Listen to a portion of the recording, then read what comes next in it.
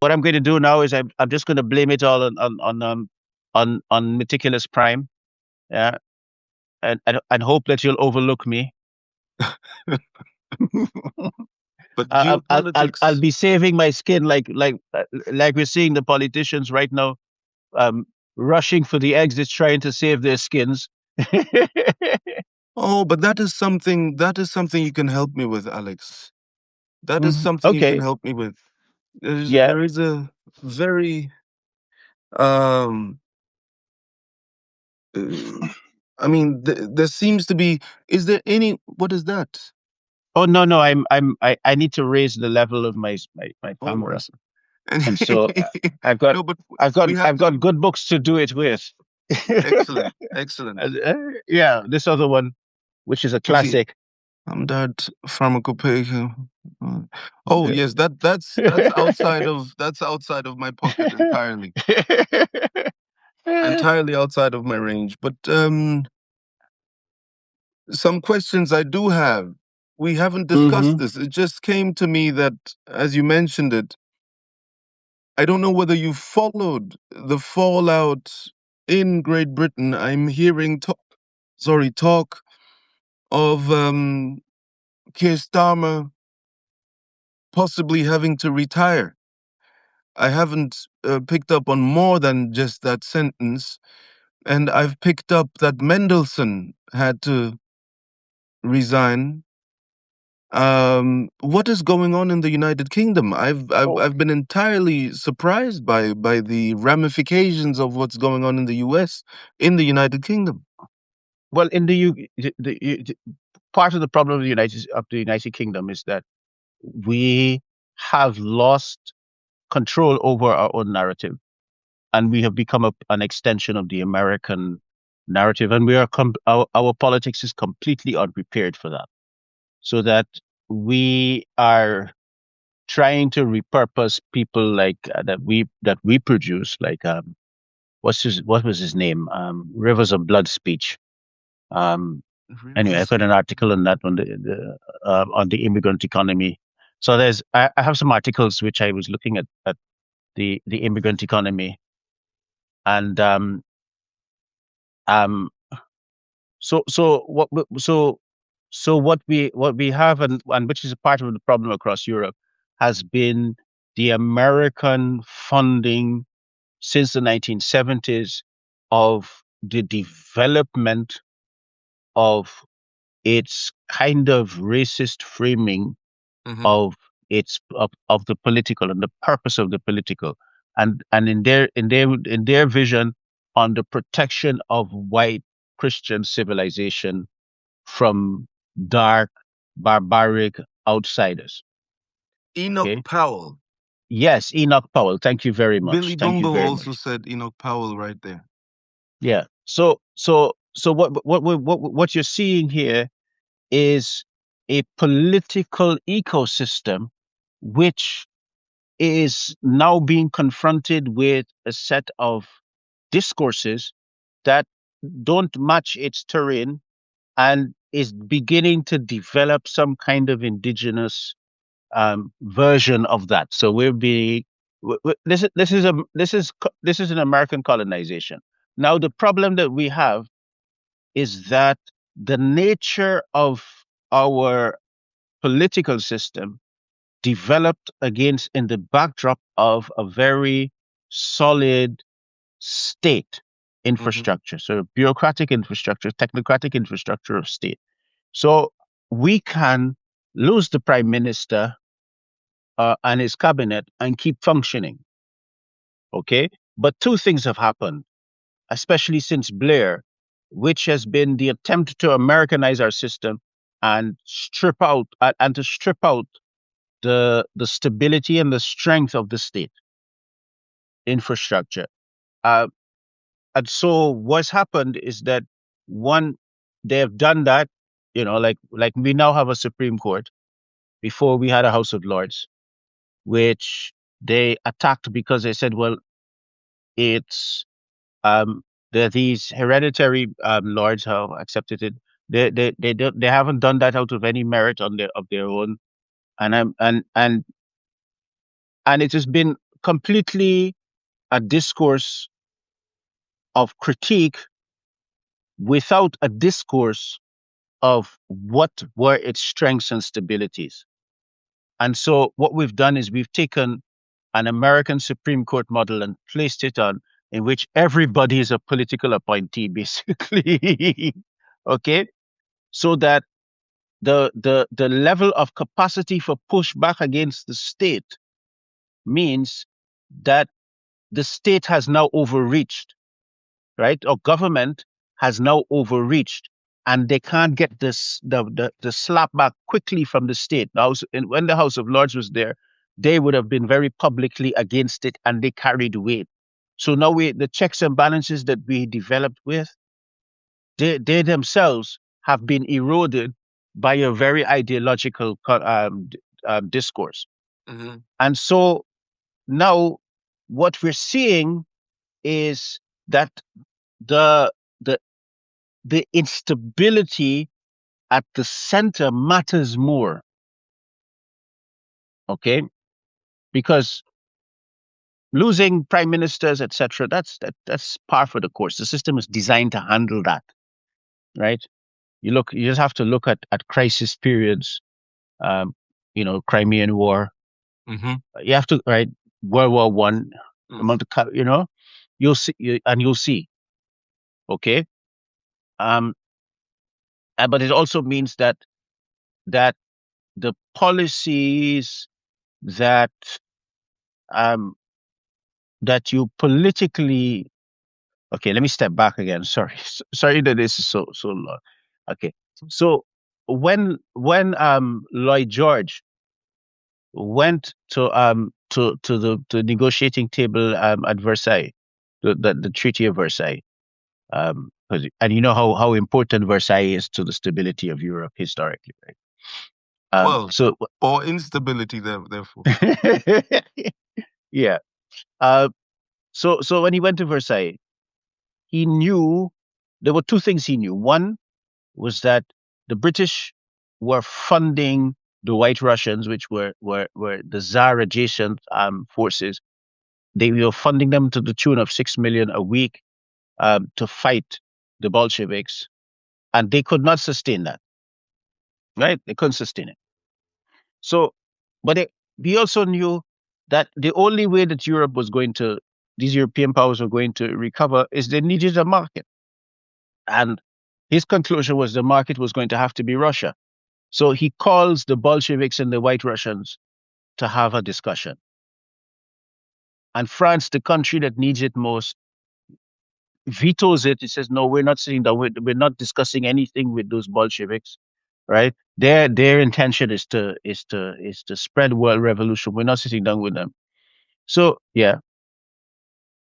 I don't know whether you'll get to this, but this, you've just reminded me of something that I'd like to throw in into the footnote, Mm-hmm. which is not what they taught me at school, which is not what they taught me at university, but which, if you look at the minutes later on under Mm-hmm. Chamberlain, all that Mm-hmm. discussion about what is now taught under the rubric of, under the category of appeasement, you find out quite quickly reading the minutes and commentaries of people who were paying attention back in the day that what we are taught to read as appeasement is actually the interest of a Chamberlain in building up in Hitler an antithesis, a defensive bloc against The Bolsheviks.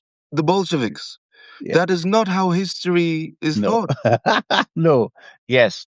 Yes. You know, Y- Yeah. But now we're in the First World War. We're in the First World War. mhm. The the the British could not fund the Allies, so they had to turn to the United States. The United States develops an armaments industry, which was not developed by its government, but by J.P. Morgan and its allies, which were a syndicate, which were supplying weapons to the European allies and food and other supplies to the European allies against the official position of its government. Mm. and then um, and that was a strong position. They were very vocal about it. Um, and but then what happens is that when the British could no longer pay because they were now living on their overdraft, so J.P. Morgan was running an overdraft, and they realized, no, this is not going to work. Right? Any investors that start pulling their money, we're in the shit. So they went to the government and said, well, if you don't get involved, our economy is going to collapse. Yes. Okay. So what happens is that um, Lloyd George goes to the negotiating table. And when he goes there, he knows that in order for the French, the Germans, the Italians, and themselves to pay the Americans back, they need this market. And when the French destroyed that, then he went he went, no, the Germans must pay, right? He went into political mode that was going to save his political career. Mm. Okay, um, and and what I'm saying is that the more that the stability of the British establishment Mm-hmm. has been undermined and repurposed Yes. according to very Americanist ideas, is the more unstable the center becomes, right? Until the point that that they have been pulled in tow into the support of a genocide, of an ongoing genocide for 3 years, for geostrategic benefit, but in terms of the trade, of expanding the Suez Canal, or not expanding Red Sea Mediterranean connectivity Mm. against the emerging northern route, the North Sea route. Mm-hmm. No, not North Sea route, northern route across, through the Arctic region, which, Naive, naive question from a conventionalist point of view. hmm Is there, at this moment in time, February 2026, any arrangement made in the mainstream narrative and discourse for the legitimate appellation of the mass category violence we've witnessed and we continue to witness as genocide? Has there been any arrangement made for this technical term, this legal term, to finally be applied within mainstream discourse? no, because European complicity goes too deep. European and American complicity goes too deep, and they can't reconcile that. What they have to do is ratchet down on the discourse. Mm-hmm. So what you're seeing is blocking people's access to bank accounts, blocking the capacity to earn a living, and their capacity to move right across Europe. Right? That's Switzerland, Germany, Switzerland, France. France, United States. Right? Yes. The, and the infrastructure for that is being laid. Mm-hmm. Right? Um, so that and there is no legal recourse, because if they give legal recourse, then they will lose. So what we're seeing is, everybody is talking about the rise of fascism, and I think that we're looking at, at the borders. There are always going to be these tendencies that begin to rise. But what I'm saying is that what is in the mainstream discourse has already mutated um, the nature of what we think our democratic system is against it. It has mutated it against our interest in ways that we scarcely actually appreciate. And the way to appreciate them is not to get ideological, but to really strip in and look at the receipts, look at how they're doing it, because of what legal mechanisms are being used, what are the implications of that, and to go into them in meticulous detail. And Mhm. at that point, you're going to see them starting to bolt for the toilets in ways that toilet paper cannot handle. That's a harsh way of putting it, but I mean, to me, this um, this began 15 years ago, and the way that I saw that attack unfold and now being rammed through legal codification in France, there's been propositions of law made of what can be said and what cannot be said against whom. With In the U.S., there's similar legal provisions made. In Germany, there are some legal provisions that have been made where people speaking in favor of Palestine, in favor of Palestinians, will automatically be considered um, enemy of the state, and people speaking critically and skeptically of actions by the Israeli state will instantaneously be considered enemies of the state, will be considered terrorists and things of that nature. And this began, and I think, as to underscore what you just said, I think there's a lot of distraction. But if you zoom in on the protection of the acquired civil liberties from the 1948 onwards, 1948, and I think in the 70s, the social and economic rights. It was in December in, was it 76? I'll look it up in a minute. But the social and economic rights and liberties as they were codified at the level of international law, um, and the civil liberties, the classical ones, right of assembly, freedom of speech, and for me particularly dear, freedom of inquiry, of research, academic research. These are being curtailed, diminished, um, uh, in ways that I think, for some reason, because our generation has been so comfortably born into a rather satisfying uh, provision of these rights, it's been satisfying. People just aren't realizing that the real war is at that level, at the diminishment, at the reduction, at the abolition of our civil liberties. And I think that that is where we have to collectively keep our eye and our gaze and our attention. Even if our generation didn't fight for them, our generation was born into them. And that is where the battle is taking place. What you're Okay, allowed to say is being curtailed and okay, is being sanctioned. okay, And we have to do something at that level. okay. So, one of the things that I talk about is this idea of the geometry of relations. Hmm. Okay, so you have the geometry of of relations.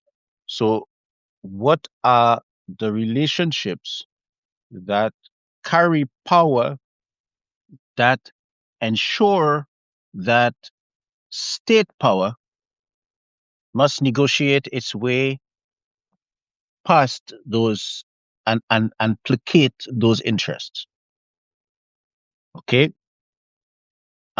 So that things like the trade unions were very important. Okay.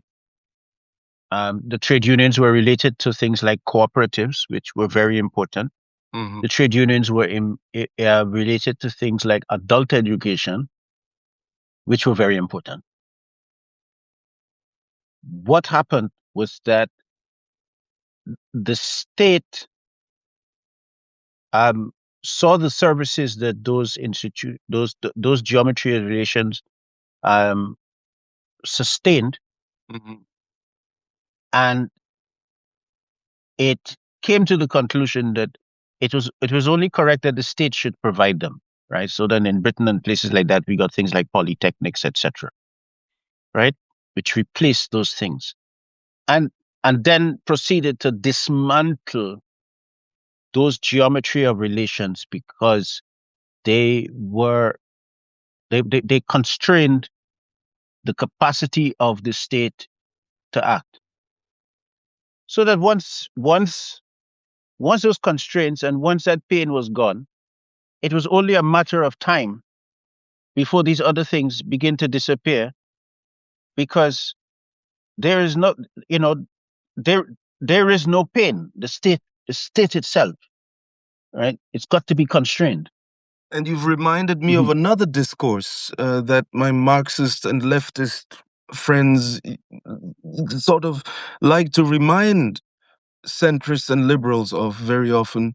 It is that in the context of the Cold War, the West had an incentive to protect workers and to have these rights in place because of the competitive nature and the confrontation between the Eastern and the Western Bloc. With the disappearance and the dissolution of the Eastern Bloc, there's now an erosion of these civil liberties and rights, which were a unique selling point of the West, whilst there was Yes. a bloc competitiveness. Yeah. And so what I'm saying is that those civil liberties Mm, were a symptom of the geometry of relations and the power mm, negotiations of the system. yes. And so what the system did was dismantle that other side, and in dismantling that other side, then new symptomology emerges, Mm, right? So the symptomatology that has emerged tells you that, well, they're not worried about that anymore, right? So they can remove your civil liberties, mm-hmm, and there's basically nothing you can do about it. mm-hmm, Okay, the French are very aware because when you don't do anything about it, the French will listen. Then they will come and the farmers will dump manure on your and then they will shut down the highways, and then people will come out, right? And when they come out, they will attack and burn. You know how vicious and brutal the French police are, right? All you have to do, if you want proof of it, go read a French novel or look at French film, right? It or tells you. just go walking about the Champs Elysees, but the Champs Elysees wasn't as tough. I have Mhm. to remember the place where it was. Just go No, walking no, about it's the suburbs. Just go into the suburbs. the Just suburbs. You get punished right away, but just go yeah. walking about the center of Paris, being black, looking urban, whatever that means. you know, you'll be visited. Have your legs spread, your pockets searched, your Yeah, identity questioned, your presence interrogated. What are you doing yeah, here? For yeah. no reason. So And my point is that the way that the French political system works is a symptom of the power dynamics within the system, right? So power, legality is a symptom of power within the power within the system.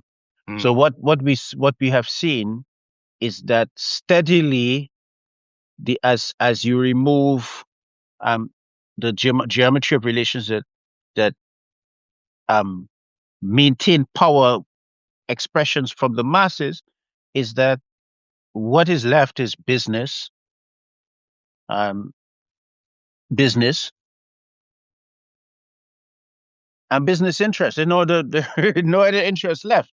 that's it. Okay, That's it. and so the state begins to express that, so that in um business knows that if the if Western business is going to be able to maintain anything of an advantage, you have to expand the capacity of the Red Sea to the Mediterranean connection. You have to expand it. Everything else is just against their interest, right? And the symptoms that you're seeing of this new emergence are things like Greenland, right? As you look at the shipping routes, right? Just look at the shipping routes, and you can tell who is going to be a problem. I wonder what has happened to the Mediterranean Union that Sarkozy was trying to drum up around the time. Let me see, him and Merkel. I'm pulling together two things now because when you mentioned the Mediterranean, I just remembered that around 2008, Hmm. Sarkozy, between 2008 and 2010, there was much talk about the Mediterranean Union under French a French initiative to create some kind of economic free zone with the South Mediterranean states, the North African states, um, in order to create some kind of economic free trade zone with Yeah. Mare Nostrum in the middle. Okay. So let's look at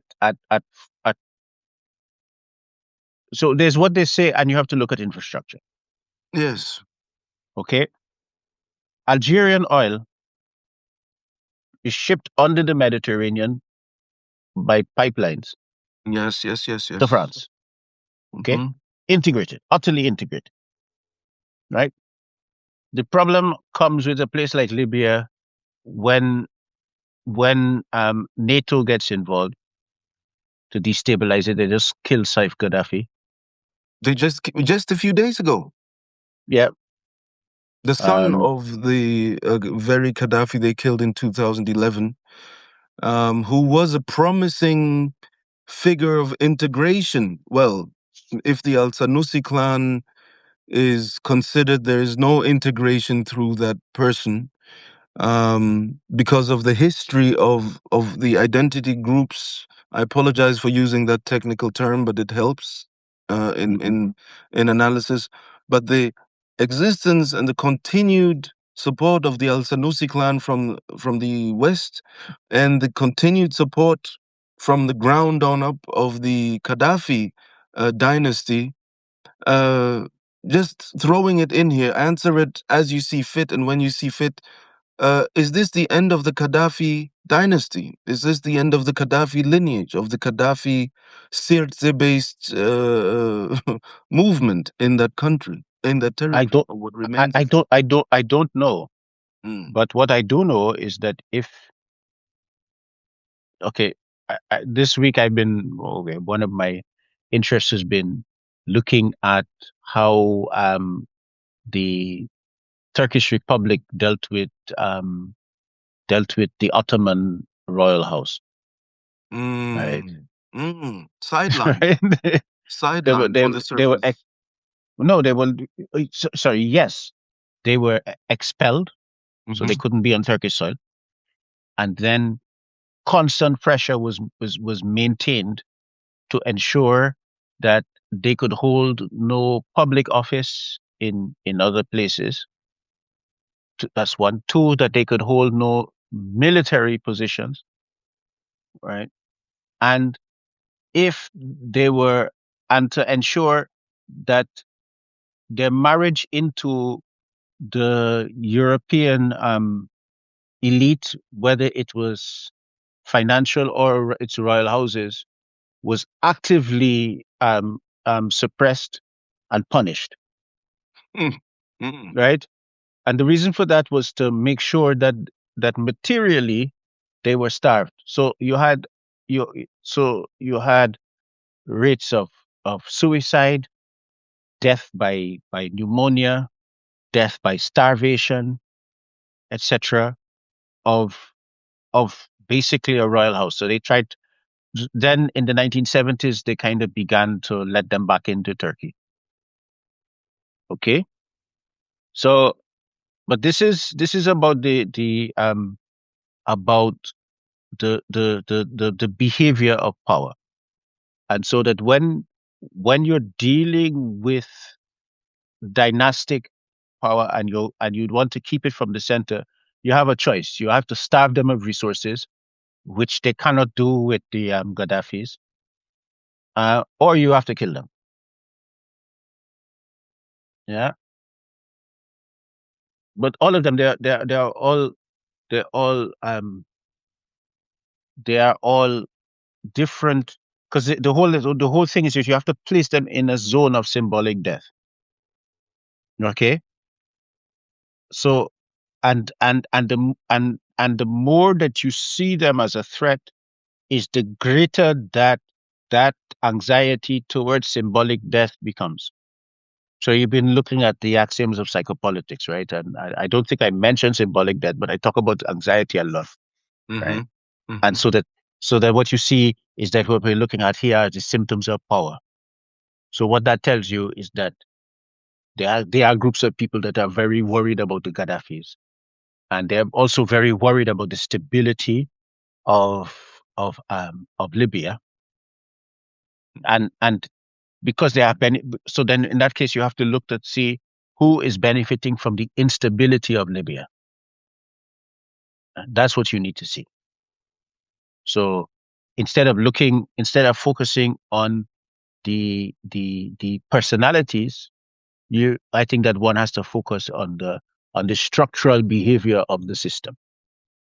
And suddenly, France comes up high, Qatar comes up high, and Israel comes up high in terms of actor analysis of who benefits from a dissolution and and fragmentation and weakening of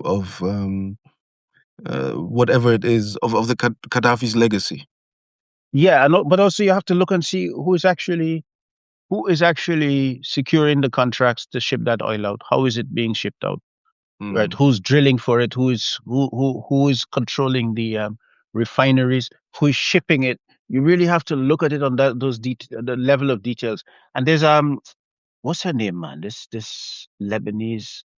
There are a set of there are a set of most interesting Arab researchers, and I'm just thinking of of a text of a woman who gets onto she's an academic. She gets onto ships she gets onto ships, cargo ships. Mm. She travels cargo ships and she does a study um, of of that. How does it work? How does it connect? What are the historical aspects? I think that's the kind of research that needs to be done in a time like this to unravel these matters. The only problem with that is that kind of research is going to get some people killed. That All is right. that is that is that is sort of um, what happens at that level of geopolitics, where somebody in Yeah. Germany once said, "Schürfrechte, nicht Menschenrechte," meaning it is the digging rights, not human rights, that matter in this kind of at this level. Yeah. At this level of politics, human Yeah. lives become vacuous, Yeah. I'm trying to find her dispensable. book. I'm trying to find her book because I think that work is so courageous.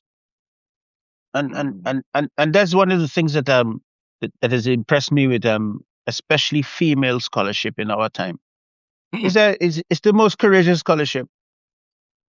It's like the fellas are. I don't know what I don't know what the fellas are doing. We're letting the side down. The women are just tearing it up. Yeah. And I want to find her book and share it with you. Let me see. But it doesn't Speaking matter. of Let's which, continue. there's just speaking of which, there seems to be Abby Martin, Abby Martin, who used to have a program on Russia Today on Hmm. imperial decline, seems Yeah. to have a movie out, which it looks like it's something that we should all have a look. Earth's Greatest Enemy, it is called. Hmm. Earth's Greatest Enemy, Abby Martin's new documentary. It's been out for a couple of weeks now. Speaking Hmm. of women who are trailblazing and showing the way Oh man, I tell you. Yeah. in analysis, I strongly recommend having a look at that. I've seen some commentary about it, but I haven't seen the movie myself. But that is something that is high up on my list of priorities. And yes, it is a woman behind it. It's, And I am really uncomfortable because I usually know exactly where my books are, and I can't see this book. you've lent it to someone? No, no, no. What I tend to do at this point is blame somebody else, and I'm trying to deal with that aspect of myself. I was, I was But I trying to help you desperately with want that. to blame. I desperately want to blame somebody else. But I have. But I've been acquiring quite a few books, and I've Yeah. been tired, so sometimes I get a bit disorganized. But it's okay. Um, okay, I will stop looking for that, and I will give you all of my attention. Um, But I could simply say you have enough books behind you. It's enough. One more or less. yeah, but I can't find the book that I'm looking for. That I want to share. This woman's work is. I think her first name is Lale something. I'm not I'm familiar with hoping her. that somebody in the audience has read it. Mm. Yeah. Anyway, let's continue and not get So bogged down.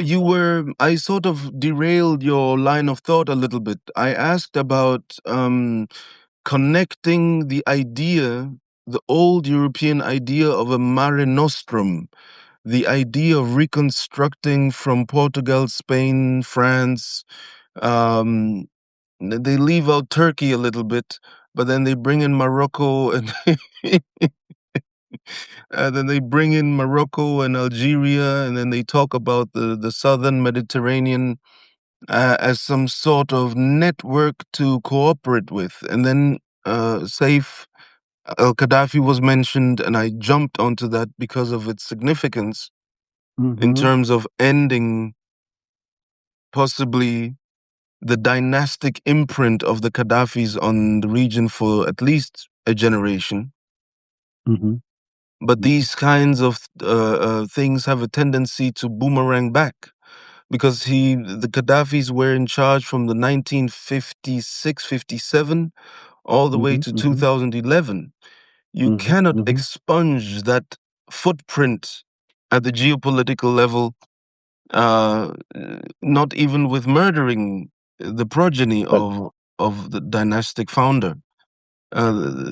It kind of it reverberates back in the classical narrative forms of revenge and revanche. Uh, or it just creates space for the emergence of new actors, right? And either you get new actors who decide that they're going to come to terms with that power, in mhm, which case the another group will inherit the symbolic core of the revenge. It doesn't have to be dynastic in that way.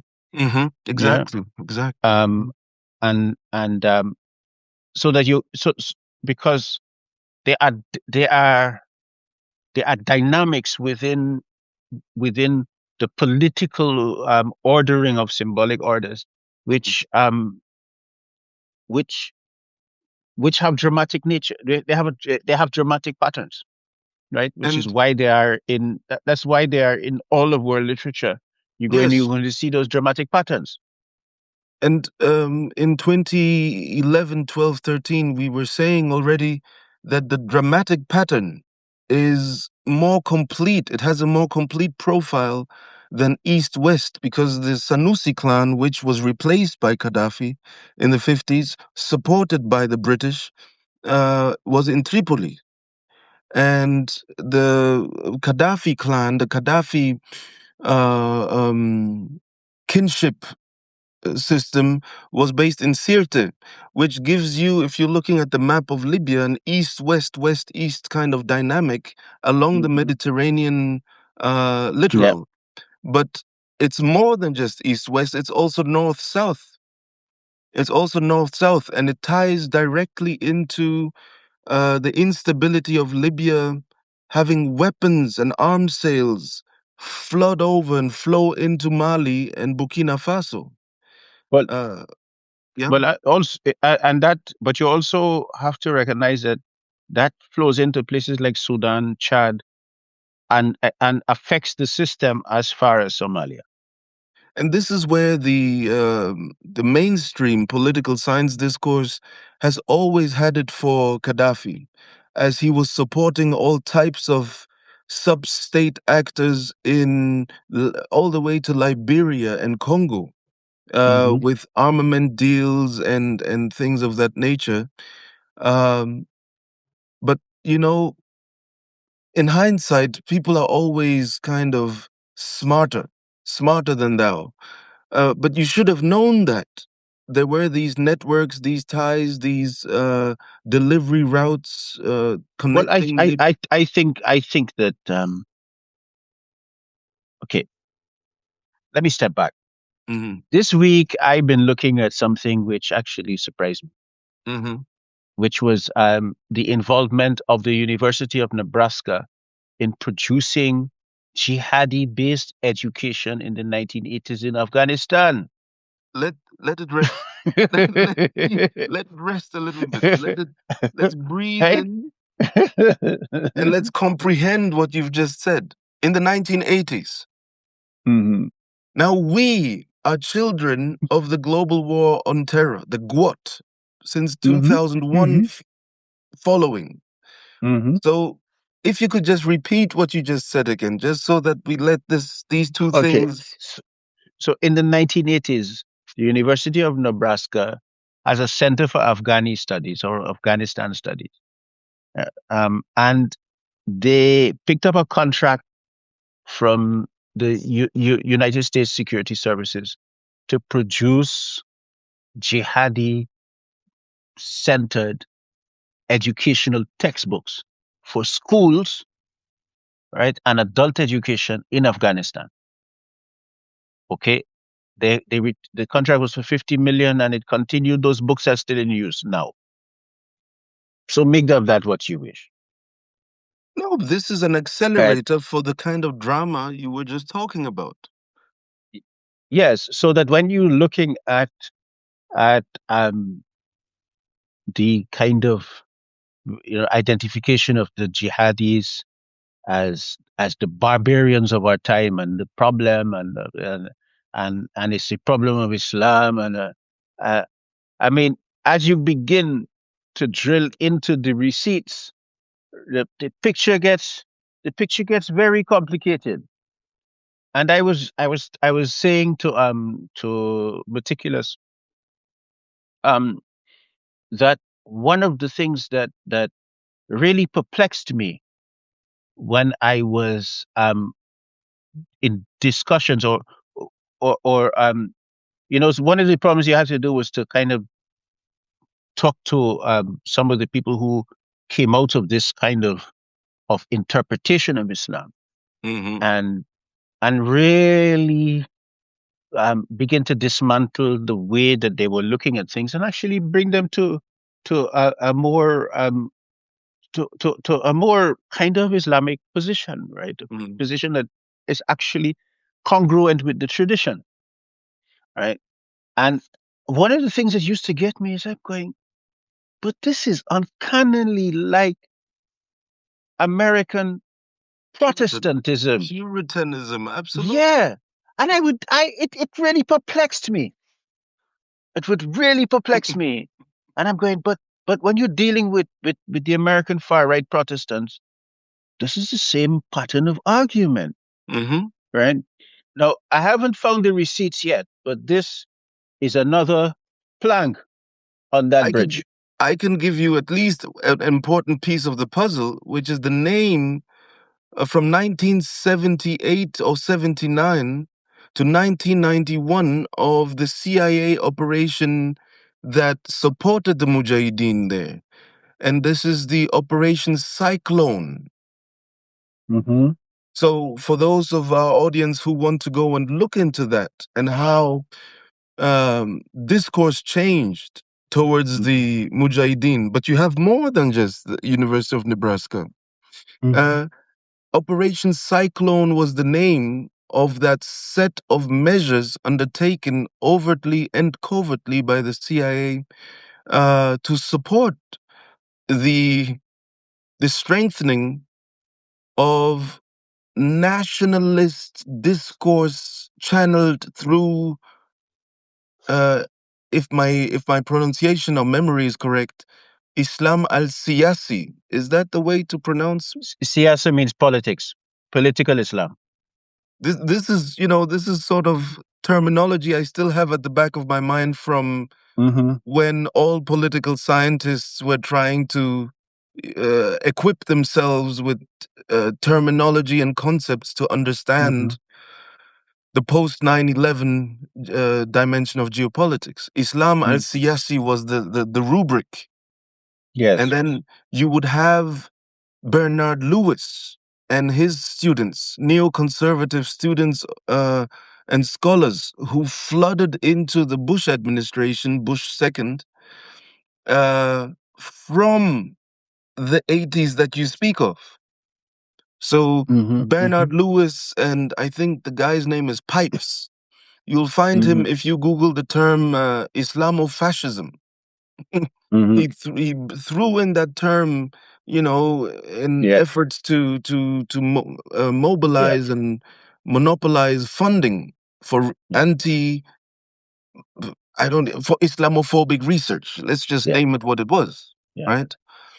Well, Um, well, you know what used Pipes. to get, sorry, you know what used to get me? When I was reading the literature that these groups like Al Qaeda and so on would produce, a guy would read it to see what's going on. I, I was really blown that, I mean, I came to the conclusion that it's the same conclusion that, what's his name? Al Qaeda and What It Means to Be Modern. John Gray wrote, Professor John Gray wrote that I book. remember that guy. Yeah. But, so I'm sorry, I always looking for the book, but yeah, um, yeah, that Professor John Gray wrote, and I came to the conclusion that was a this was Islam as a Western revolutionary discourse. Mm-hmm. It didn't have any basis, or it didn't have any deep theological basis. The theological workarounds were at best weak and and usually quite spurious. And it was very interesting for me to look at it. And then the other thing that I found was the prevalence of Russian anarchist revolutionary discourse in the pattern of their arguments. I found I found it fascinating, right? And it's not that I'm saying that there is some kind of I'm saying that these are symptoms, Can right? you So you can you start to see them. deepen Yeah? that just a little bit? Can you deepen that point just a little bit? Because I'm trying to piece it together, and you may have been a bit too fast for my mind to piece it together. Russian anarchism in the context of the Puritan discourse. How does that? I'm saying that you have these strands, Hmm. right, which are very syncretist. Hmm. So a lot of the arguments that they are talking about in fighting governments at home, right? Um, Mm. fighting the West. It's got a very eschatological basis, and its eschatological basis is not an Islamic one, right? It's because there's an adjacence of eschatology within Islam and the Christian one, Hmm. right? But it is a secular. But it doesn't actually come from it comes from a secularized eschatology, right? And that I identify as being the production, the knowledge production of the Russian revolutionary anti-Tsar anarchists who Hmm. would go and blow themselves up, Hmm. Hmm. right? Hmm. To to basically um, annihilate the Russian state, Yes. right? I'm going to ask you to guess the author of the book Terrorism and How the West Can Win. Who would have written that? I mean, I mean, There's another one. There's another one. Fighting Terrorism: How Democracies Can Defeat Domestic and International Terrorists. implying, of course, terrorism is a Muslim monopoly. Yeah, well, that became it because I mean, and that is partly when I talk about the theological basis of European civilization in particular. You know, it always needs it always needs a heathen at the borders who is the embodiment of evil, right? And so that geopolitical discourse Hmm. gets organized around this kind of framework at the back in the background, Yes, right? and So, the mhm, I have to. I just sort of want to mess up a little our own discourse here, or mhm. enrich it, depending on how you want to see it. The author of those two books I mentioned is Bibi Netanyahu, and his Oh, and his long oh, standing and his long standing infusion, long standing since the early 1990s. And I'm not familiar with what he was doing in the 80s in terms of literature, but later on, long yeah. standing infusion into Western academia and Western intellectualism of anti Muslim, anti Islam discourses in the technical realm of the publication world.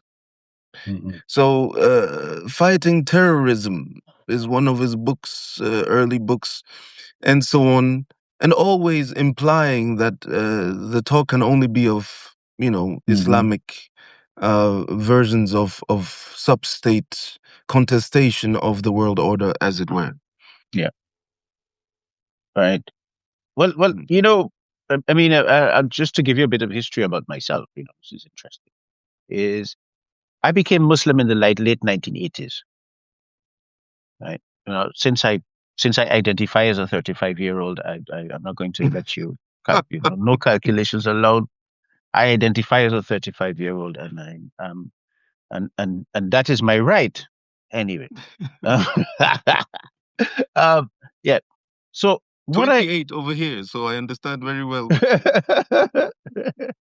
so I was then forced to come to terms with the fact that I was seeing in the kinds of material that I was being supplied to understand some of my Islam, I was seeing these philosophical um, traces that didn't make any sense that they were present in that way, Mm.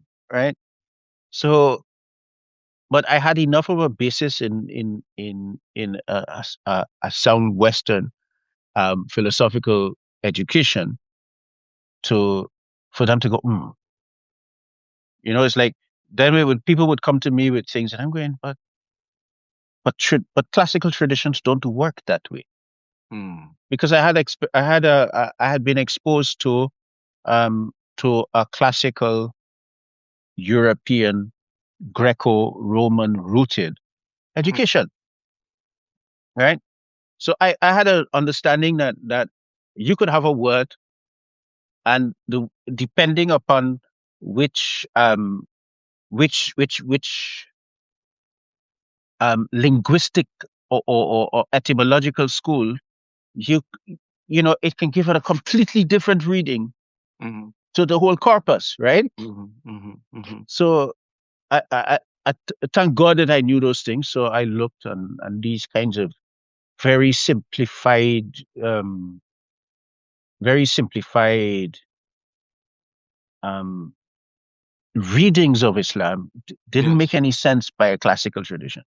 Yes. So then I was lucky. I had the chance to go and look for what was a classical tradition, Mm. and but so it made me very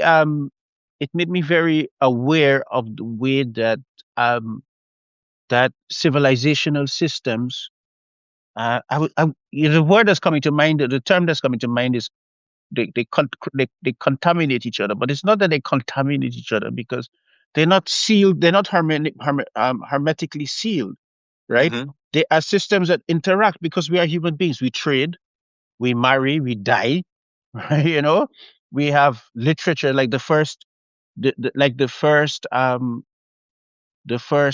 diary that we have access to, of a complete diary that we have access to, of the head of or a king or anything like that, is Babur of the Mughal Empire, Mm. right? So these things we interact. It inspired other heads of state of whatever their persuasion were to write. They saw the utility of writing, keeping diaries, right? Especially to clarify what their motivations were, right, afterwards.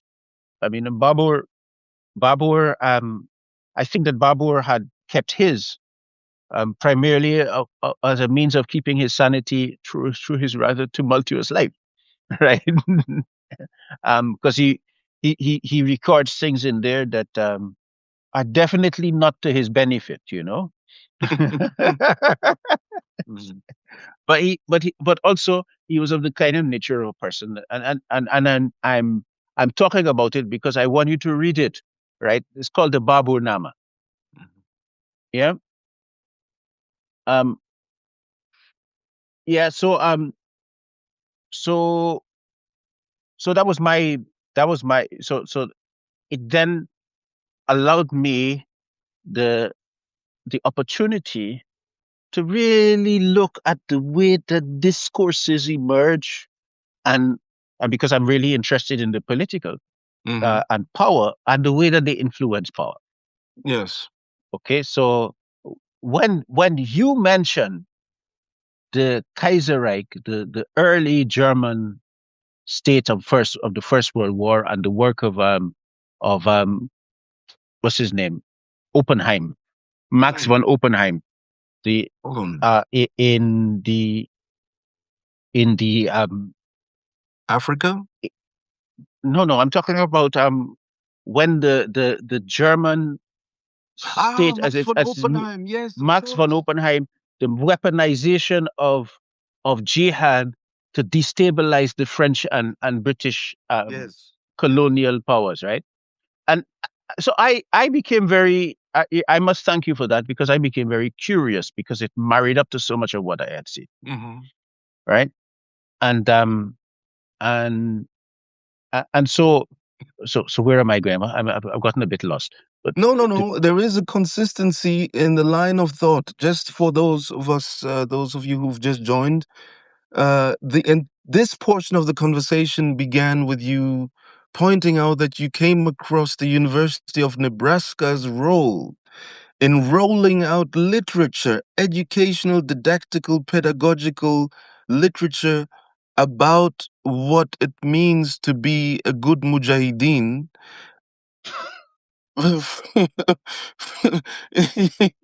in the 1980s from the University of Nebraska and securing funding for that, which 50 million. That paid a right, lot of salaries. that's a lot of money. And Okay. so we started there and we start looking at how discourse from the 1980s, early 1980s, very late 1970s with Operation um uh, uh, uh, I want to say Coyote. No, that's another one. But Cyclone, Operation Cyclone, how the evolution from that to the reversal of these very people that the neoconservatives and the paleoconservatives around Bernard Lewis and another very famous name is Huntington, Hmm. uh, right? The bloody borders of Islam becomes a concept that is then, we didn't know anything about it. Those of us who became of age in the 2000s started Hmm. studying and reading these books in the 2000s. We didn't know about what had happened in the 80s. We didn't Hmm. really know what the US had invested in against the Soviet Union. So suddenly this is unearthed again. As I promise, the Gaddafist Hmm. line will be unearthed in 10, 20 years. And Exactly. the right, and people will not remember what is this? What is it? Will have its roots 20 years ago.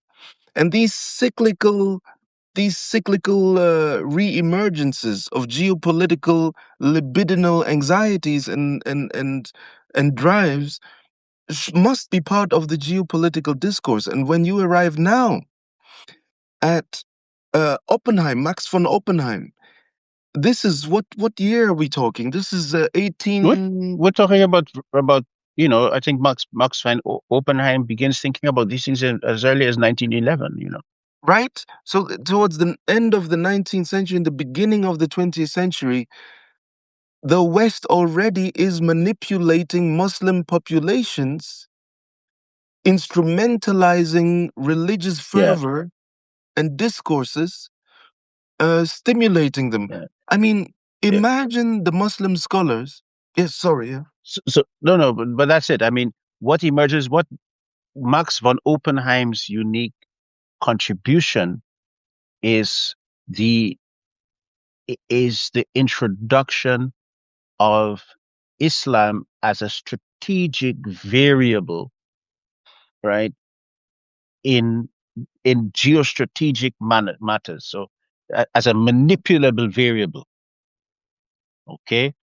And and the criticism of him was was was um was that he was it's kind of what's his name, that writer Mays, the novelist, the German novelist Mays, who wrote about the West. He basically a lot of the mythology of the West is he created, of the American West. Um, uh, I can't remember his first name, but his surname is Mays, Hmm. right? His criticism of him is that basically geopolitics is not Mays, right? It's not Mm. Mays, but it introduces it as, and it remains throughout the 20th century into the 21st century as a stable node, right? In geostrategic considerations, that Islam is something that is manipulable as a strategic variable, Mm. Mm-hmm. Mm-hmm.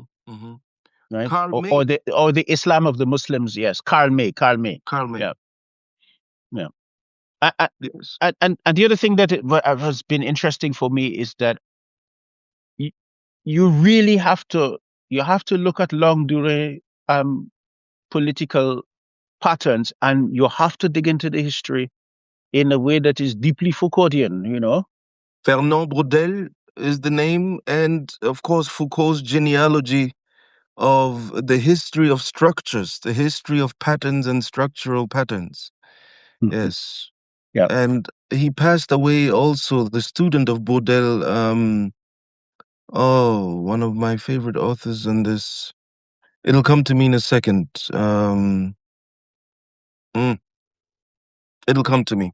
Yeah. But Braudel, Fernand Braudel is of course the eminent figure, and Foucault is the eminent figure of uh, longue durée and genealogy Hmm. of history. Absolutely. So we get, so what it is what you're saying is the University of Nebraska, in fostering and channeling Western tax funds into um, how to stimulate Puritanism in Afghanistan, is not the Yes. first time. Pardon me. Yes.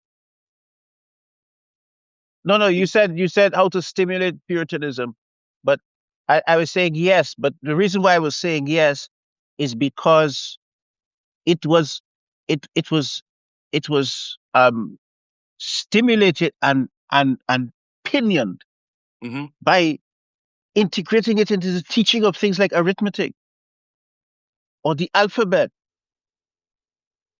right? It was amazing, and for that reason, it led me to the British mission school system, right? So, which then, because my previous work had been really around on these matters, were really around the pedagogical um systems of the Belgians in the Congo. Mm. And so I began to look at the kind of pedagogical grammars of different empires. And then I realized that the British mission system had been also um, influenced by the American pedagogical grammars for teaching. I'm going to use the word that I never use, Negroes, right? Um, and so I just found it a very pregnant, um, very rich in illuminating what we face now, the kind of constraints. I mean, it struck on me because I realized that the school that I was educated in Guyana had been set up by the British in the 1840s as it on the pattern of the British grammar school, right? And so on. So then I because what that gave me was a direct a direct experience of how the strategic variables being applied, right, to management of the political management of a society. I had inherited it, and it shaped the kinds of constraints and pressures within which I myself was formed. Right. So it has been very interesting. Okay. Um, because I think at the if we can't have these kinds of geopolitical explorations without tying it down to ourselves as part of the globe, right? And I think it's really important that we understand how our perception, how the our psychology and the constraints that we face are shaped by these processes. We have to really understand that. You can't understand if not you're not really studying power, right? Because power must shape you, right? The purpose of the what power must do is is produce you or reduce you into a resource of itself, right? And if you want to really get a a a, a, a hard look at it, look, there's a film which is excellent, which is called Quiet on the Western Front, Oh yes, yes, yes, yes. right? Yeah, which is really explores that how the state, the German state, um, took young men, to process them into the soldier. Yes. It's I don't want to say too much about it, but it's well, what you realize is you're looking at that, okay, because there are some things of adjacency that the director introduces that lets you see that this was also the other side, right? Like Mm. those interactions in the trenches with the French. Mm. Yeah. So I Yes. think I think it's really important. So It's quite important. We just mentioned it in passing here, but this is the time for Germans to pull out that book again. This is the time to pull out that book again because the German government, um, since we're talking geopolitics, and Max von Oppenheim was in the German Kaiserreich, out there stirring up enemies of the German Kaiserreich, yeah, stirring up Islam, utilizing a discourse and a reading of Islam that must have been, this is what I read, I remember reading this, that was in fact surprising to Sudanese scholars of Islam. When this pale faced German pops up and tells them, look, we need your support against the British. And they said, but what have we to do with it? And he pulls out and he pulls out this talk of you see here there is this thing called jihad, and they say yes, that is our battle within to control our inner impulses. And he said no, yeah, no, no, look what I found here. It says that you have to do jihad against external enemies of Islam, and I here present you the friendship of the Kaiserreich, and therefore the friendship of the Kaiserreich would therefore by extension, oblige you to Yeah. fight the enemies of Islam, since the Kaiserreich is a friend of Islam, and then reintroduce so, this the- belligerent reading of their own scripture. so, So so, yeah, go on, go on. I just sort Please. of want to point out that there is something going on in Germany right now where the general population is slowly being cooked into a state of acceptance of belligerence, of rearmament. The German um, journey towards state normalization has been a long one, Okay. right? They were emasculated after World War II, Yeah. from a military point of view. And after 89, Germans have spoken of a normalization of the German state re-becoming a phallic state like all the others that have Well, nukes. the point about it here is that um, the okay, the military castration Mm-hmm. of Germany represents the anxieties of that Europe, Mm-hmm. right? Mm-hmm. And and those anxieties have changed. Mm. In So what new sense? anxieties. Well, um, look at all you have to do if you want to understand this is go and look at the World War II monuments right across Europe Mm. and measure how much moss is on them. Mm. Yeah, Mm-hmm. which tells you or which tells you when last they were cleaned, right? That's it. So the anxieties have changed. Okay, so scarcely anybody remembers why you had to do that with Germany. The French military is is designed for sub-Saharan Africa, right?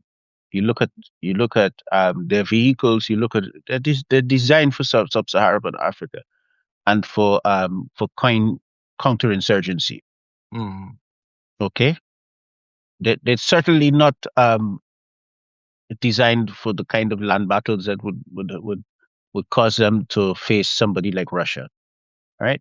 And the proof of it, and what you have to look at is how quickly they are redesigning their military for that kind of confrontation that tells you how serious they are. Okay, so the reason why the French um, military was designed for sub-Saharan Africa is because the Fifth French Republic is dependent upon access to those supply chains. Okay, which is why when the alliance of Sahelian states occurred, the first thing that they did was blockade them, right? But that blockade has destroyed the economies of places like Benin and Cote d'Ivoire, right? So now they have to do something about it because they basically punish their allies. So I think that what I'm saying is that to understand or to explore geopolitics, because we we really have to commit to the kind of adult education that allows us to have the literacy to deal with that, but also that can result in the kind of changes in geometry of relations, which introduces new power configurations into the system that that can perhaps constrain the state. And if we cannot do that, okay, we cannot you can't depend upon the state to manage the state, right? It's like you're asking it's like when Nietzsche talks about ressentiment, Mm-hmm. right? Where he says that the morality of the sheep is that the sheep is good because the wolf is evil, right? Mm-hmm. So Mm-hmm. so because the wolf is predating upon him, so that what has to happen? What has to happen is that you have to, if you are not able to check the power of the state in balance in by institutions that are outside of it, then you cannot be surprised when it becomes an utter predator because there are no consequences, right? So you monopolize the media, you monopolize education, you know, you you you have the army, you have the military. So where what is the geometry of relations that balances that within the state? So then all we are looking at is the emergence of a symptomatology that reflects our situation. Okay, and that's it. Uh, yeah, please. No, no, no, no. I'm thinking and putting things together and seeing how much Hmm. ground we've covered today. I didn't want to interrupt at all. Yeah, and we haven't engaged with any Not yet. of Should the, should we should yeah. we pivot to Well, I think we need to just wind up on those things that we've just explored, and mm. then because I mean it's been I You know, when you brought up All Quiet in the West, it did something to me, you know, because that book and that content, that substance, in a way, was fundamental to anti-war education. hmm It's fundamental to anti-war education by taking the reader into situations in which you inevitably find yourself hmm once recruited for war. hmm It's a hmm situation in which it is kill or be killed, and it's a situation in which trauma then becomes a part of one's daily life. Imprisonment becomes a possible, almost inevitable option if infirmity or death. hmm Imprisonment, infirmity, or death, and and then the absurdity of orders to follow, to obey, and then suddenly you find yourself in situations where you are killing or trying to kill, trying to not get killed. And hmm the other day, I spoke of another in one of my monologues. I spoke of Deer Hunter, a hmm movie, an American hmm version centering yes, on the yes, Vietnam Robert War, De Niro. right? And Mm. really, it's very strange how the mainstream mental positionality, or to use some of your terminology, and this is a segue to the symbolic order of the hmm psychopolitical symbolic, which is something that I want our audience to go to Dystopia Unmasked and look Yeah. for.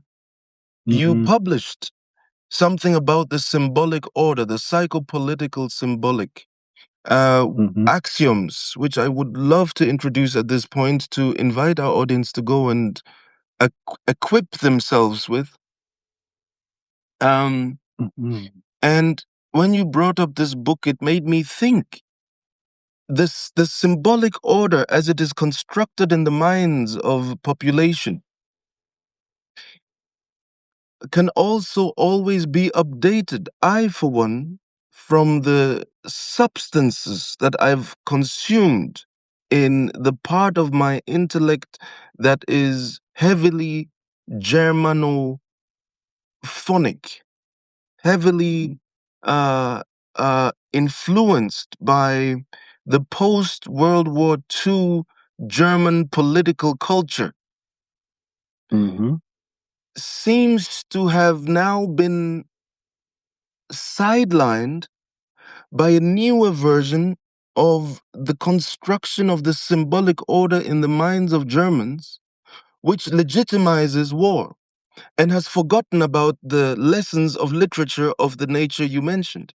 All Yeah. Quiet in the West is anti war, but Mm-hmm. Germans aged 15 to 22 are now enrolling in the army, not Mm-hmm. cognizant of the fact that they will be turned into minced meat. They will be evaporated by the new types of weaponry that exist.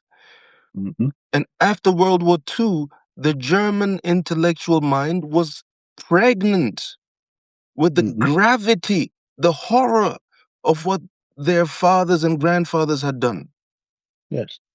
to Jews, to Russians, to, I think it was 27 countries on the European continent were invaded by Hitler and his army. Germans of the generation As that, Napoleon had done before him, eh? as Napoleon and the Swedish had done before Yeah. Napoleon, Well, and The Swedish didn't get as far as Napoleon. as Napoleon, right? Yeah. But it is No, so. because Napoleon attempts um World War. Mm, Napoleon Napoleon fights in the Americas. He sends he's fighting to keep Haiti in the Americas. He invades Egypt, and he's invaded the whole of Europe. hmm Yeah. Can I throw in something for our audience Hmm. to Google to look for Charles Joseph Minard, Minard.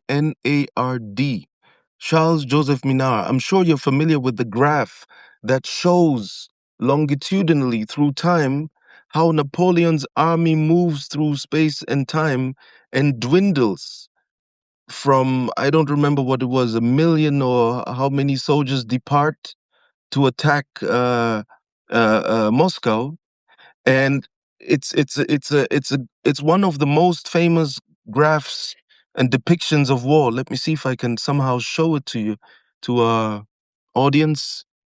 Um, the Minar graph is quite something because it shows exactly. Oh, there it is.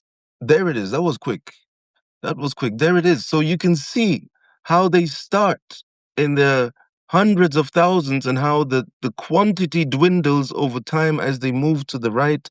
And you can Hmm. see, and the black graph, I think, if I remember correctly, is how they retreat, how Hmm. few they are when they They retreat retreat. back. Yes.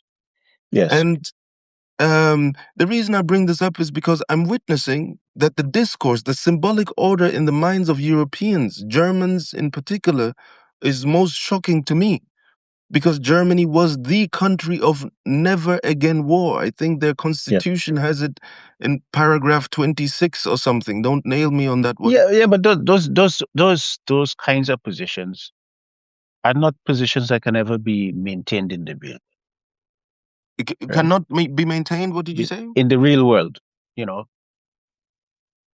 they're not.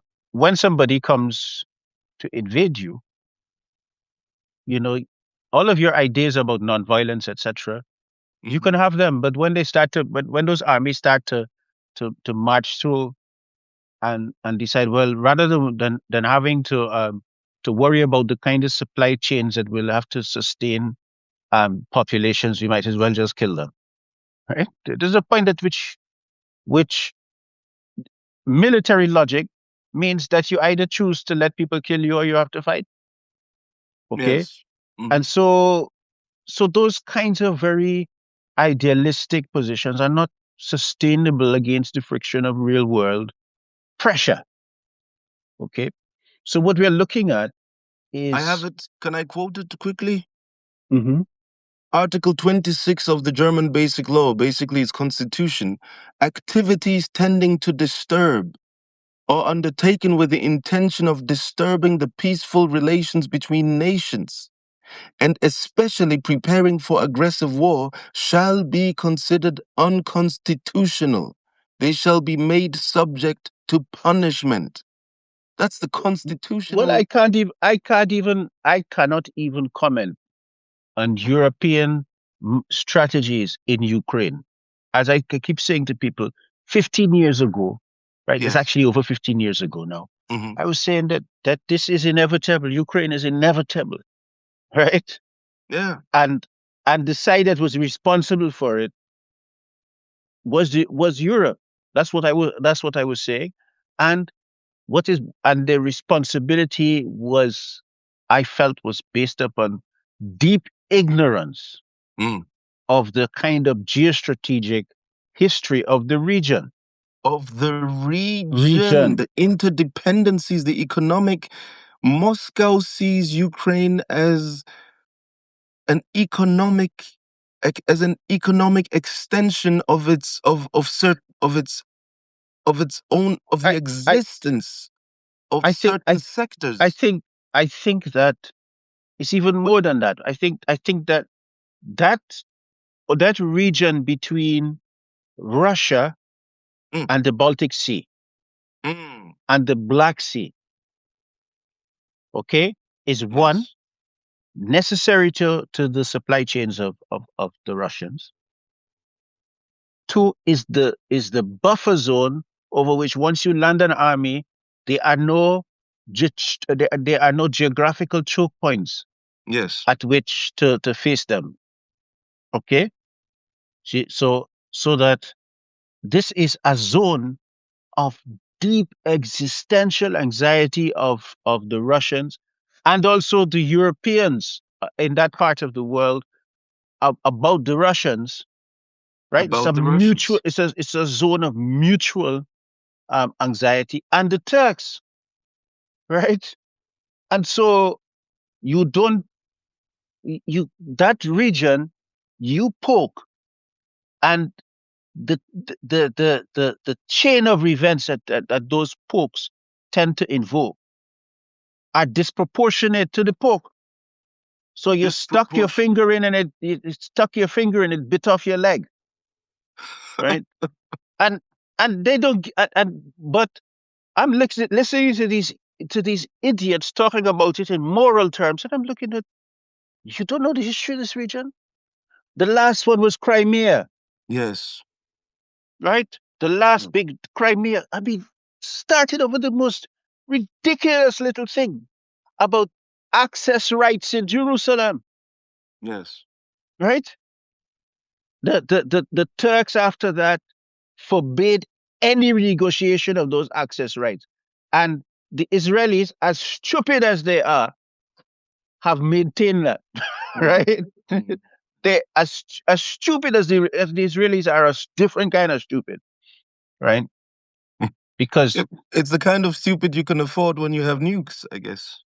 well, no, I mean the thing about it with the Israelis is that they they it's almost like they think that they're living in a world that is just them and they're not Mm, going to face backlash, right? So I really understand how because sometimes Jews when they leave Zionism, mm. right, they get real extreme. But I can understand how they get so extreme, right? Because of the unique kind of stupid of that kind of doctrine.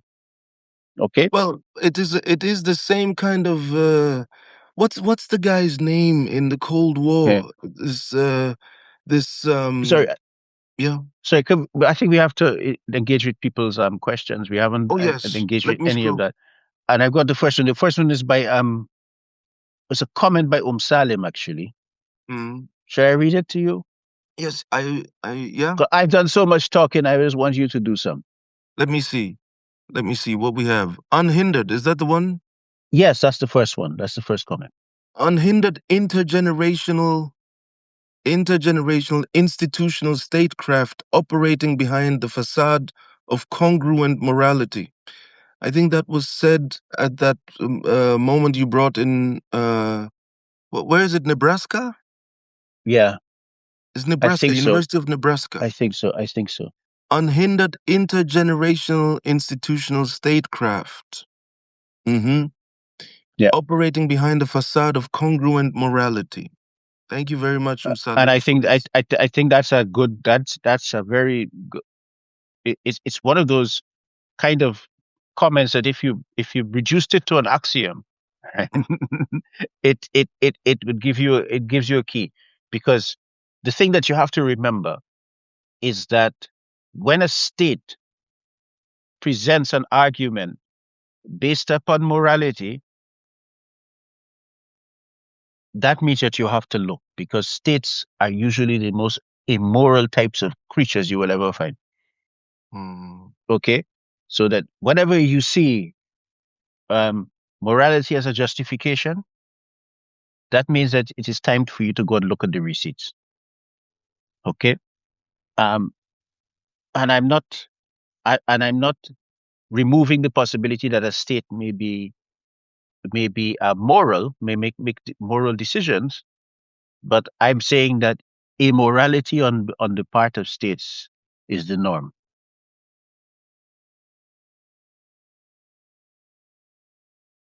Absolutely. Okay, yeah. Sorry, Absolutely. the second one was Can I Ikashiko. I read that one. Oh, yeah, go can on. I just underscore what you said, and Hmm. especially if you're looking at state discourse in the military realm when it comes, for example, to nuclear warfare.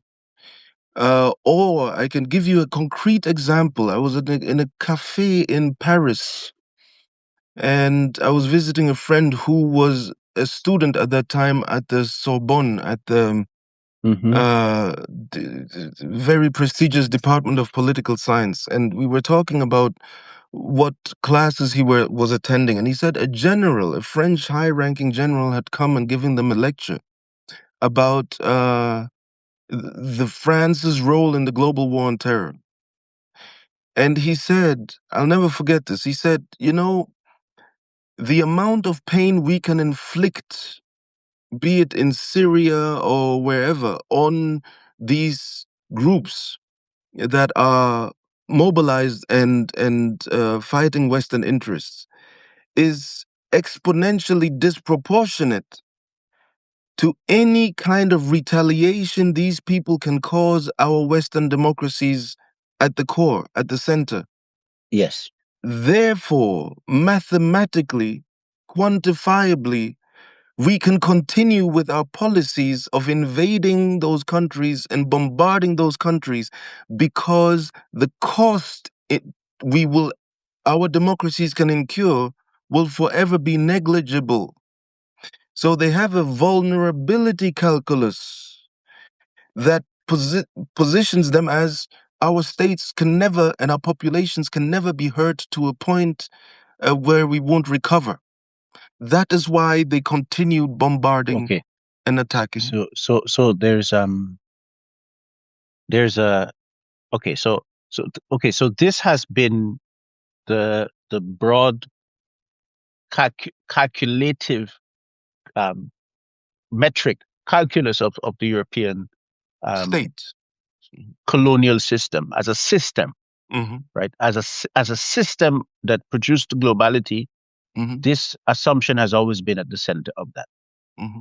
Okay, the asymmetry in consequences of the periphery to the center. Yes, Okay, absolutely. um, the and this is important because what we are now looking at is that that asymmetry is now disappearing with the rise of China, with the rise of India. That asymmetry is no longer the case. Hmm. Okay, and they don't know how to deal with that. Yes. Um, the other thing is that there's an American economist called Hyman Minsky, who I'm very interested. Minsky. Yes. Minsky, we're Mm. very interested in. Because Minsky says that stability tends to produce the kind of over leverage which produces instability. I mean, I'm kind of squeezing, wringing out his essence into something that can be simply stated. Hmm. And so what happens is that they have so over leveraged these assumptions that they have produced the kinds of systemic responses that slowly begin and at some point will radically change that calculus, Hmm. and they are not prepared for it. Okay, and that is one of the reasons why you're seeing Germany starting to arm herself again.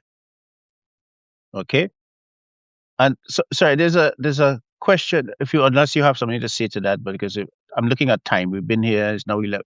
We started just after 11. It's now 12:40. Hmm. Um, No, let's so keep good going. sir, Let's keep going. Let's keep going. good sir. Would you kindly also touch on Andrew Tate's misadventure into the fold of I think Islam rather than a boomerang scenario? I I I I, I I have a tendency to not that be interested in personalities. I saw everybody going on about Andrew Tate. I scarcely looked into him. I knew his father was a chess player, and that was about as much as I knew. And I wasn't inspired to spend very much time in his state. I could see that one of the things that he understood was there's something the sophist, the way that as a technique of rhetoric, of the way that you understand how to structure Mm-hmm. the argument that asymmetrically disposes you to win, and he knows how to do that very well. Mm. I looked at one of his I think I looked at he had something with Piers Morgan. I think I looked at it, but I really don't know very much about him. And and that level of discourse or that level of discourse has never really interested me. So Mm. I must say that I'm ignorant. I must and I'm saying it in a way of apology, because you're not the first person to ask me about Andrew Tate. And I before, in the early days, it used to people would get irritation, like, oh, you bring that nonsense to me, right? But I recognize that it is symptomatically significant. I don't have much to add there either. It's just he's such he's profoundly annoying and mm,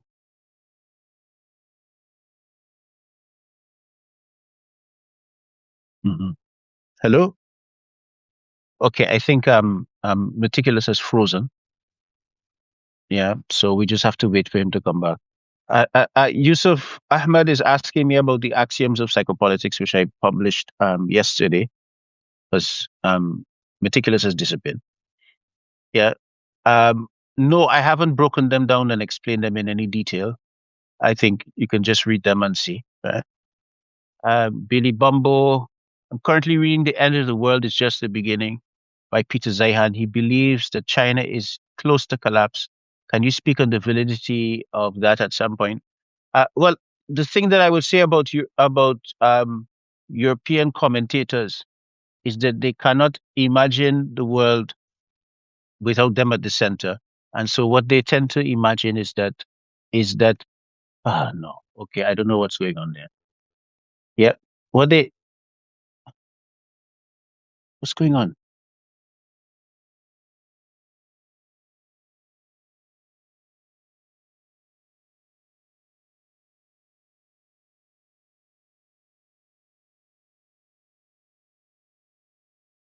Hi, I don't know what the hell happened there. am I back? Yeah, you're back, but it kicked me out also, Oh so I don't know. no, we've lost the people. No, we have the people. I don't know what happened there. I was able to rejoin. Um, Okay. but I can't see any of the questions. So somebody was asking me about China. I can't see the questions. I'm really sorry. Um, Oh. but so I was answering. I don't know if this will think. So there's someone Peter Zeihan's book. So that Billy Bumbo, are you still around? If you just send me a message, I would be grateful. Hmm. Yeah. So All the questions are gone. I'm here they're too. gone. Yeah. So one of the things that I've seen is that European thinkers cannot imagine a global system at which they are not in asymmetric control, and so they imagine always that as as as an end of the world. It's like an apocalypse, and Mm. so it skews the way that they tend to analyze. So um, I tend I tend to read them in that thing, and that vein, and look at the system. The reality is that the Chinese system is presently more stable than the American one, for instance, and that's just how it runs. Herman Khan, Alex. Herman Khan. The Hmm. name is back. Herman Khan. You know, we just had it a little earlier about statecraft being profoundly amoral because its perspective on how to advance its policies and its designs through Mm-hmm. space and time in history is through zero sum games and cold logical calculations. And this guy from the Rand Corporation, Herman Kahn, was the Mm-hmm. guy who, during the Cold War, Mm-hmm. drummed up all these calculations of let us drop the nukes, let us accelerate the nuclear race, because ultimately, if we get to drop first, or if we get to respond in an unpredictably overwhelming proportion, Mm-hmm. we win because more of us survive than over there. And that that calculation is back. That when you said that Israeli geopolitics was very stupid, I think that Herman Kahn logic is what is at the core of that disproportionate violence. Let's not forget what do they call it? The Samson option. Let's not forget the Samson option Yeah, exists. yeah. But the reality of the Israeli state is that in its present form, without American support, it cannot survive, right? And so, yeah, it survives. It requires American patronage in order to survive. You And called it the subcontract, the libidinal no subcontractor. subcontractor, yeah. And the the American Christian Zionist um, doctrine of Israeli support is kind of is so instrumental. It's actually quite distasteful. We're talking about 40 million, 50 million people in the US who have in their minds, in their political, symbolic constructs of reality, a necessity to prop up Yeah. Israel come what may in order for divine reprisal to destroy it. Yes, exactly. It's And for Christ to come back and so on. Right. It's really on it's just I would just describe it as being quite unwell. I don't know. Can people, because I see that there are supposed to be 53 people viewing this, but I have no I need to see some proof that people are here because I can't see anything on my end. There are no messages or anything like that. the And sorry, failed coup. I was I was getting through the comments, Mhm. um and I can't see anything. But all right.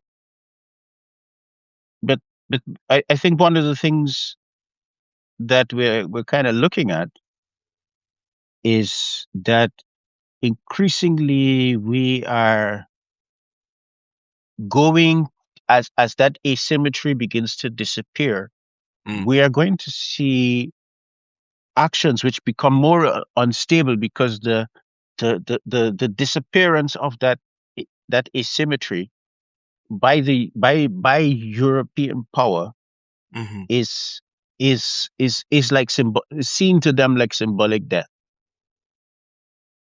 Yeah. And my fear with that always has been that is, or not a fear, my prescient, some things become prescient. And Mm, you see that at some point there is going to be this backlash.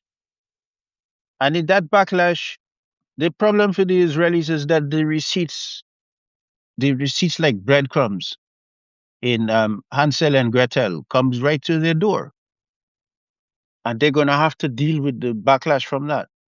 And what's even more worrying is that there are thinkers amongst them, strategic thinkers amongst them, who talk about it, right? And they're preparing for it. mm. They're not only preparing to be abandoned, but they're being prepared to turn. They're preparing them to be turned against. And it's like it's some kind of mad um Masada complex, right? There we And are. at that point, you have to, you know. But you know that there is an initiation of their soldiers into their battalions that takes place as the Masada rite, the Masada process. It's something that is actively enacted in the current army Hmm. country. It's Hmm. not something that you read in the literature and you recognize as deeply traumatic for that Hmm. collective. It is a trauma that they actively utilize to Hmm. galvanize Hmm. those that they program for war, Hmm. for practical war. So the Samson option connected to the Masada complex, for those of Hmm. you connect, not to give it as a homework, but I just don't want to be talking and talking. Have a look at the Masada complex. Look at the scriptural rendition of what that is supposed to be, and the historical plausibility of it, and see it as that which, as a discourse, as a script, central in the symbolic order of that country's perception of self, Yes. the perception of coherence, Yeah. continuity through time. I mean, if you have a 3,000-year history to live up to, eh, this is something maybe we can talk about one day, Alex. I don't think that I think that um focusing completely in that way on the Israelis is not something I want to do. No, that's not what I meant. I mean, if we look into, let us say, a comparative reading of Hmm. symbolic orders, of symbolic constructs, of collective coherence. Hmm. Some collective coherence narratives, like the Chinese one, for example, will Hmm. be how old? 3,000 years, 5,000 years old? Hmm. Hmm. Others will be 3,000 years old. The United States this year will be celebrating 250 years of coherence in their symbolic Yeah. construct of themselves. Yeah. Uh, Yeah. But and you see that what you have to understand that for the Europeans, what they have constructed is a symbolic lineage which stretches back to the Greeks and the pre-Greeks, right? So the because the Iliad is pre-Greek, mm, right? Um, yeah, as an exclusive inheritance. They don't, you know, so that they have an imagination of themselves that is constructed like that, that is thousands of years old. Okay. mm, It's a very deliberate construction. It's constructed. Okay. Because, and for the exclusivity of access, um, if just the basic historical facts of the matter don't agree with that, right? That you're learning it as you're learning it, right? So when you're studying Roman history, um, Saint Augustine is from Libya. Is from Algeria, mm-hmm. Yes, right? yes, yes. Mm-hmm. Um, parts of Morocco were part of the Roman Empire. Okay, they were the Roman Empire actually, as a system, it influenced activities as far back as Mali Mm, into the sub-Saharan Africa, right? mm, So um, also the Romans were present in Sudan, right? So that you understand that the system would have gone as deep as the Great Lakes in terms of mm, because they were trading, right? mm, And mm, and and the Sudan then also it is the Indian Ocean, right? Egypt was central to the uh, Roma's empire, the conquest of Egypt, because it paid for the army and stopped aristocrats being able to raise their own, mm, right? So as you understand those things, you're okay. Alexander the Great had invent had in had had invaded the Punjab in India and installed and changed its aristocracy. The university for Buddhism was in the Punjab in a place called Harap, which is close to a city called Saiwal. If you go and look at Saiwal on the map, just a few miles out of Saiwal, you will see where Harap was. Mhm. Right, that was so that the interaction between Greek philosophy and what we would call Eastern philosophical systems was already happening. Okay, the interaction between Greek philosophy and Persian philosophy or Farsi philosophy, all right, Yes. was active for a long time. Mhm, Okay, mhm, so mhm. that sometimes when you're seeing things like as you go through the architecture of city layouts in these regions, you see you see mutual um,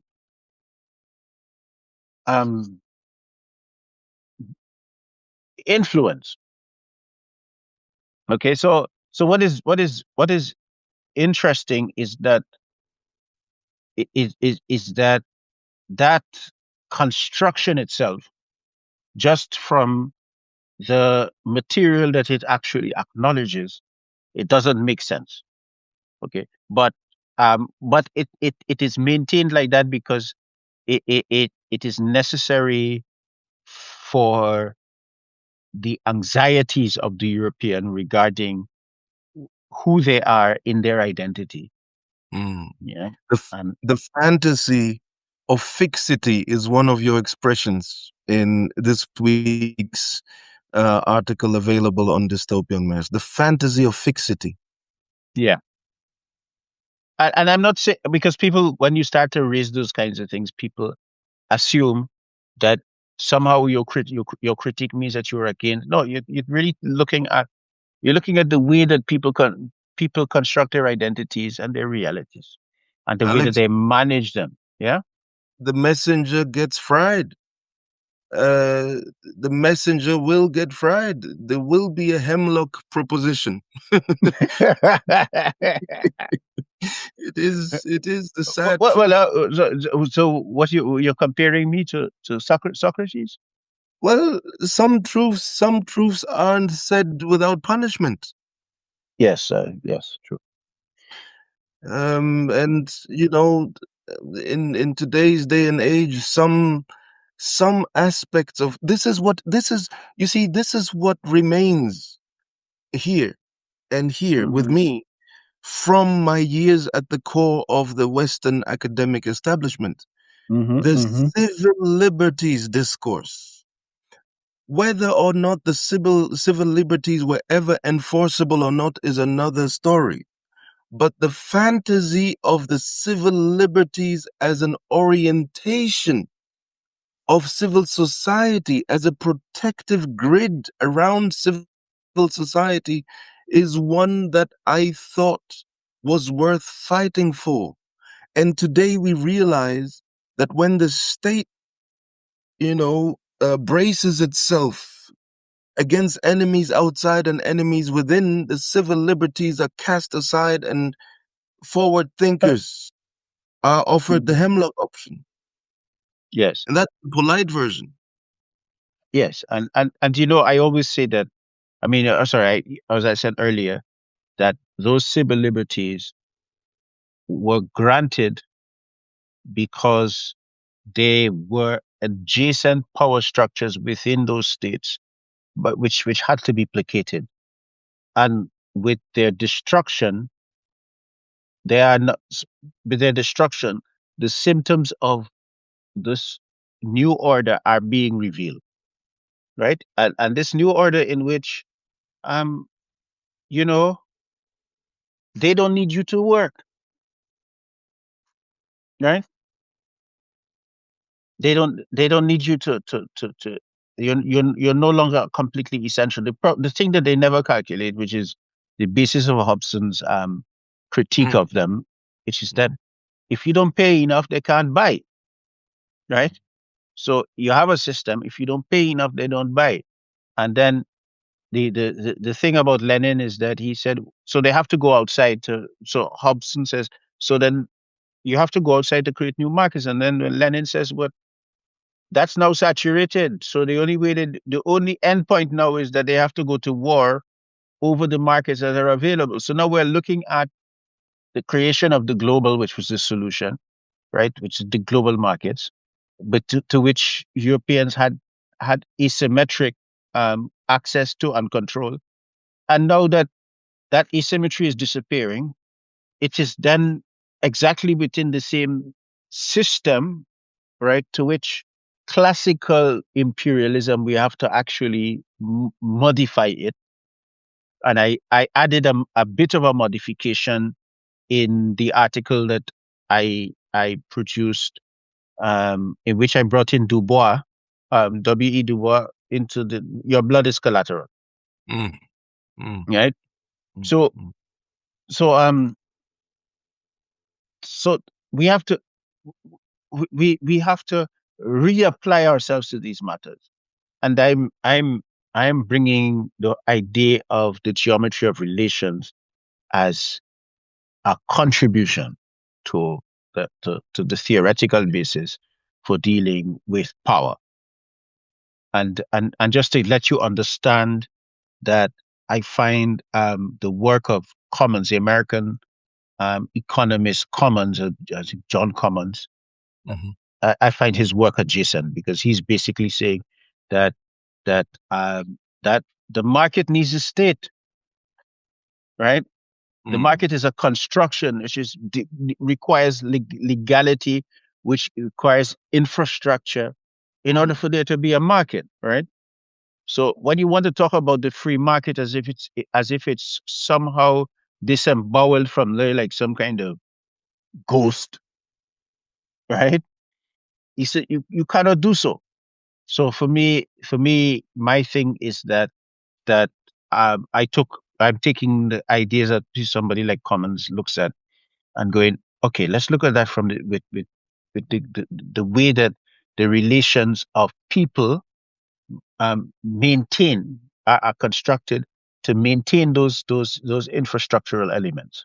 mm, mm, Yeah. mhm, mhm, mhm. All right. It's after one, so I think we should stop. We've gone in quite Yeah. deeply.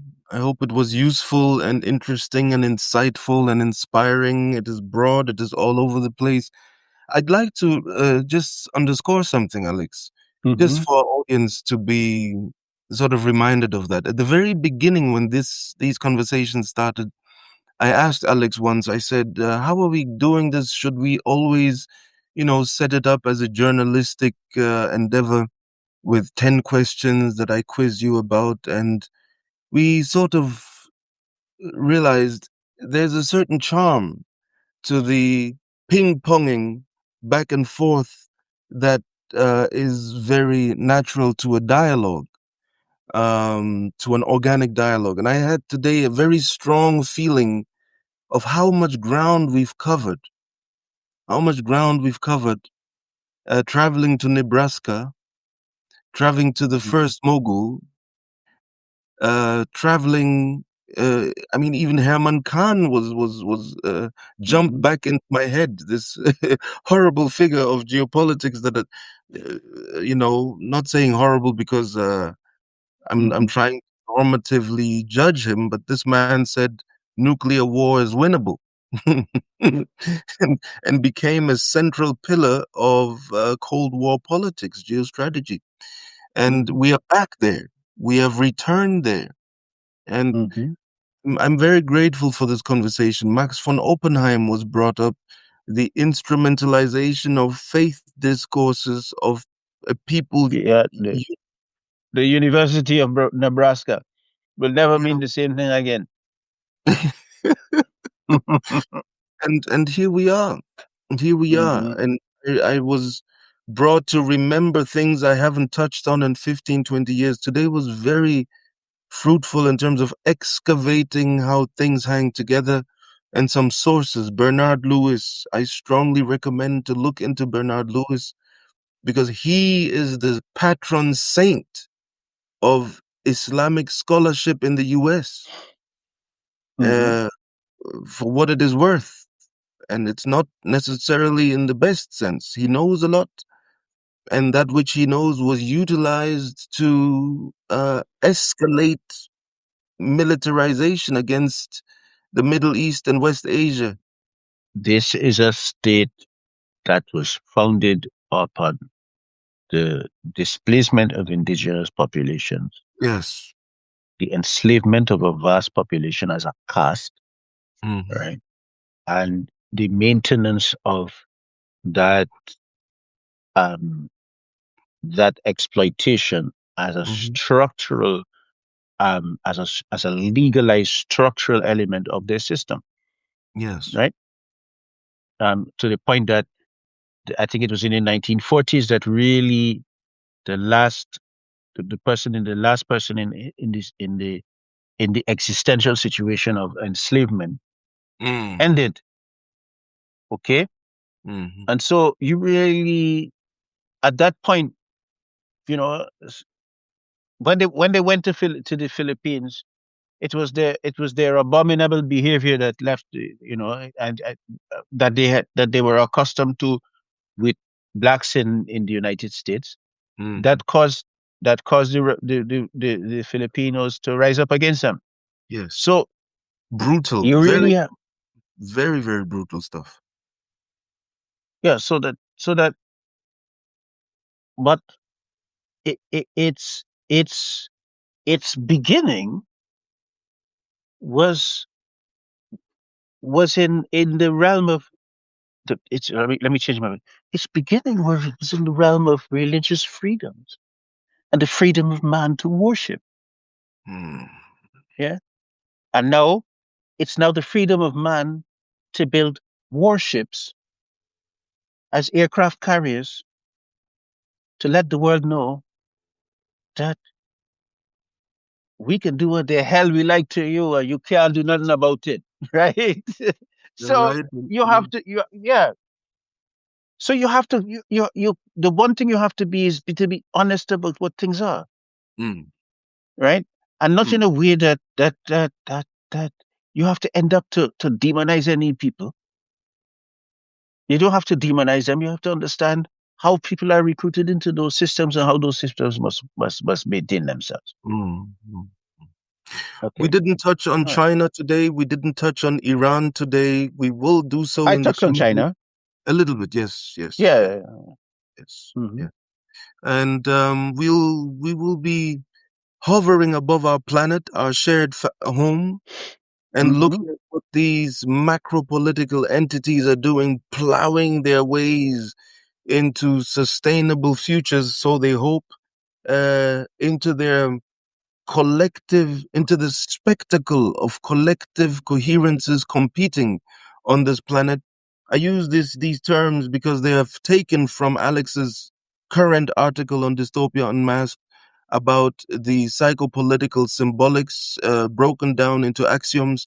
I strongly invite you all to visit that article, to read it, and have a look at the archival material that Alex uploaded this very week, in order to see how this technique of reading geopolitics um, is expressed in the analysis of ongoing geopolitical dynamics. Thank you so much for your time, as always, Alex.